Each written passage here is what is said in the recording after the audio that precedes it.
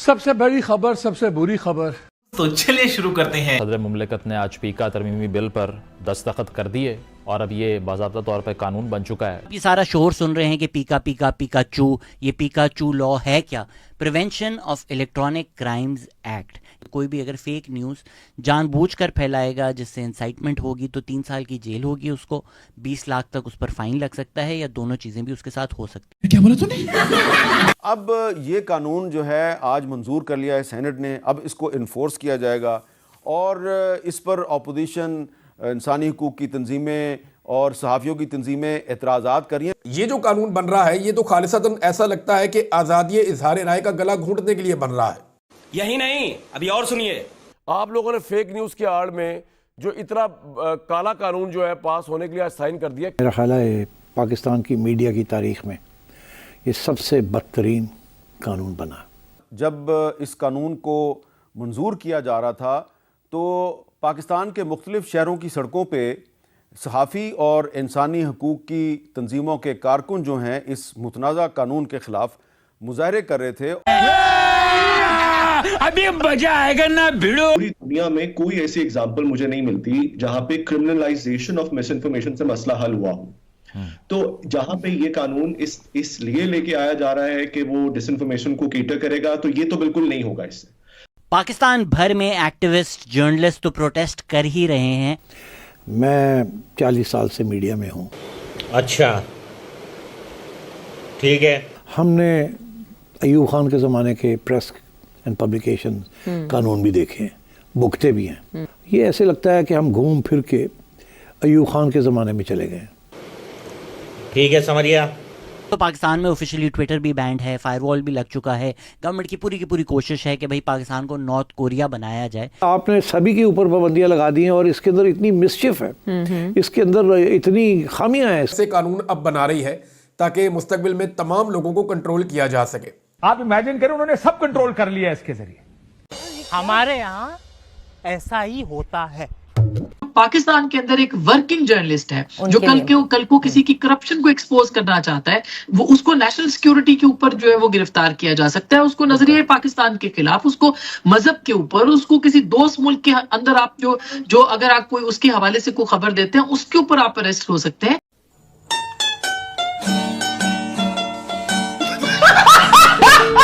जो तनकीद आ रही है, जिस वजह से इस लॉ को ड्रकोनियन बोला जा रहा है, वो ये है कि हमारी रियासत की एक तारीख रही है कि इस तरह के कवानीन बनाए जाते हैं और उन कवानीन को अपने सियासी मुखालिफ के खिलाफ इस्तेमाल किया जाता है।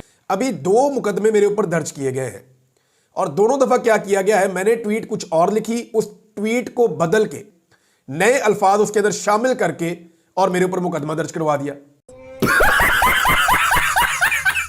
ये कानून जो है ये सिर्फ मीडिया की आज़ादी के लिए ख़तरा नहीं है, ये हर पाकिस्तानी जो कि सोशल मीडिया पर सरगर्म है, ये उसकी आज़ादी के लिए ख़तरा है। और अभी तो रुको, क्लाइमैक्स अभी बाकी है। जिस तरीके से इसको उन्होंने रातों रात बुलडोज किया है और किसी सिचुएशन में भी हमसे मुशावरत नहीं की, तो मतलब ये है कि इसका ये मतलब है कि नीयत जो है वो भी ख़राब है, खोटी है, वो भी खोटी है। आज़ादी इजहार राय पाकिस्तान के अंदर तकरीबन खत्म हो गया है। ये ऐसा लगता है कि डिक्टेटर का, ज़ियाउल हक का दौर भी ऐसा नहीं था जो लोग बताते हैं। परवेज मुशर्रफ के दौर में इतनी सख्ती नहीं थी। एकदम इन्होंने वक्त बदल दिया, जज्बात बदल दिए, जिंदगी बदल दी। कहा यह गया है कि इस कानून का मकसद फेक न्यूज़ का खात्मा है। इस कानून का असल मकसद फेक न्यूज़ के नाम पर हुकूमत पर सियासी और सहाफ़ती तनकीद करने वालों का मुंह बंद करना है। रियासत और रियासत के इदारे और हमारी हुकूमत वक्त भी फेक न्यूज़ में मुलव्विस है। फेक न्यूज़ कौन फैला रहा है? खुद हुकूमत जो है वो पार्लियामेंट के अंदर खड़ी होकर फैला रही है। कोई सेंस है इस बात की? तो जो सच भी बोल रहा है वो भी फिर मुजरिम हो गया गवर्नमेंट की नज़र में, क्योंकि गवर्नमेंट की पोजीशन झूठ है।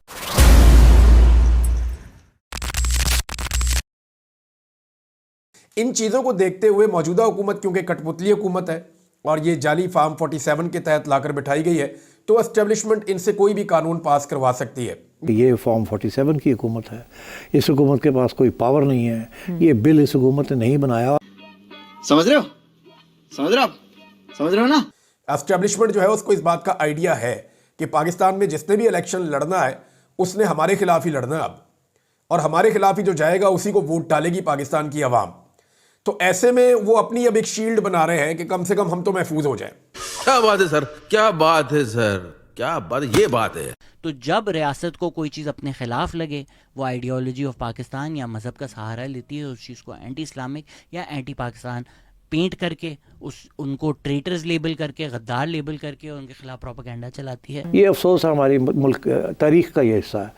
ये जो नया कानून है पीका तरमीमी एक्ट 2025, इसके ज़रिए जो हुकूमत है, ख़ास तौर पे फेडरल गवर्नमेंट, उसने जो सोशल मीडिया पे पूरा जो कंटेंट है और उसको अपने कंट्रोल में लेने की कोशिश की है। और इस दौर के अंदर तो मीडिया को तबाह बर्बाद कर दिया है, और ये सारा काम एस्टेब्लिशमेंट ले रही है अपनी अर्दली हुकूमत से, और अर्दली हुकूमत वो काम करती चली जा रही है, करती चली जा रही है। इनको पता भी नहीं चलेगा कल को यही डंडा इनके सर पे पड़ेगा।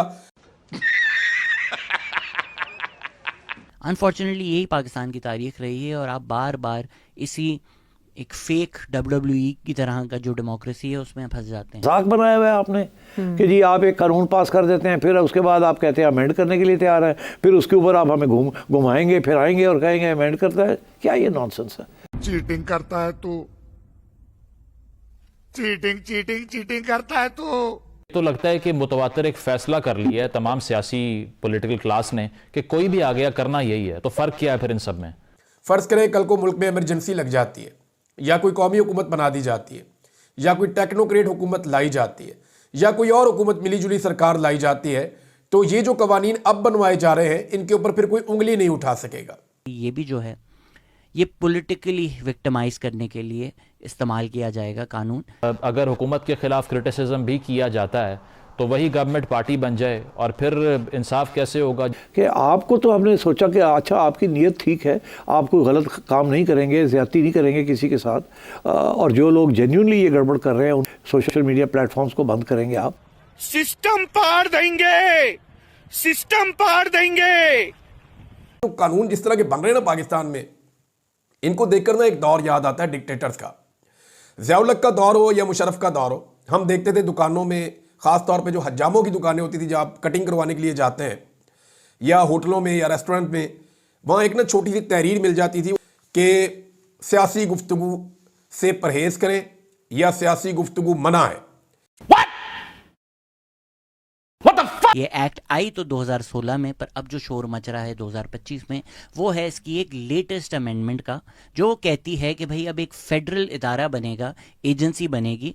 FIA का जो साइबर क्राइम है जो इस चीज़ को इन्वेस्टिगेट करता था, उससे लेकर एक स्पेशल एजेंसी बनाई जाएगी जहां पर ये अब इलेक्ट्रॉनिक क्राइम्स जो हैं वो इन्वेस्टिगेट किए जाएंगे। और इसके बेसिस के ऊपर आपकी जो टीवी प्रोग्राम है या आपका वेबसाइट है उसको ब्लॉक करके रिमूव भी कर सकते हैं। जी। पाकिस्तान के तमाम बड़े शहरों में आज सहाफ़ियों ने इस कानून की मुखालफत की और इस पे एतराज़ात किए।